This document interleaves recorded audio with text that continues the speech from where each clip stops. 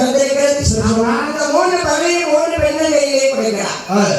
அம்மா பெண்களே, உங்களுக்கு பிடித்த பூக்கள் எந்தெந்த பூ பிடித்திருக்கிறதோ அந்த பூக்களை தலைகளை சூடி இந்த பறவை வெளியால் உங்களுக்கு குழந்தை பாக்கியம் கிடைக்கும்.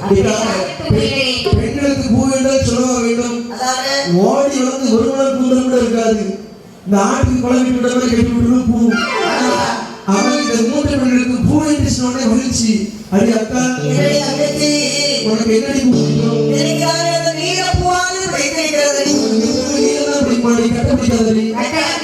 நீல பூ தான் பிடிக்கும். நீல பூ தான் பிடிக்கும். உனக்கு என்ன பிடிக்கும்? நீல பூவை சூடி அந்த பறவை வெளியால் பாரு. சரி, நீல நிற பாலகன் பிறந்தார். அப்படி அடி அக்கா, எனக்கு பூ தான் பிடிக்கும்.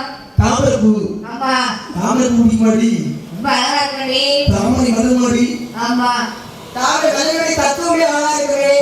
தாமரை பூவை சூடினாள், பறவை விளைந்தினாள், உமைதான் இந்த பாலகனை பெற்றெடுத்தார்.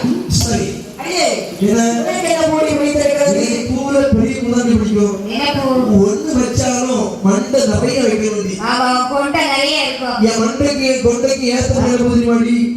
அதாவது ஆதித்தன் சூரியகாந்தி பூ. சூரியகாந்தி பூ. ஆமா,